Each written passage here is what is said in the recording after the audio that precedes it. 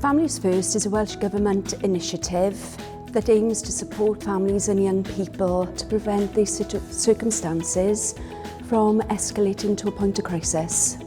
We've seen such a significant increase in attendance of our inclusive youth group, the gardening project, seeing young people and families, parents having the respite, making friendships.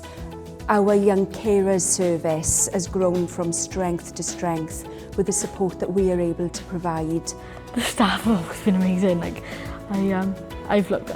There's so many leaders that I've looked up to and inspired to be like when I'm older, and they've helped me a lot. They've given me a support system that I have needed, and they've given me friendships that I probably wouldn't have had if I hadn't had them. I've made friends for life, and I've had very wonderful experiences with Young Carers.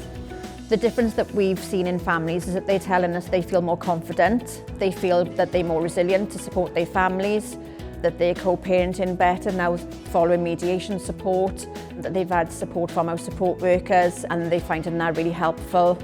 My little boy, when my little girl was at nursery, we went to parent and toddler groups.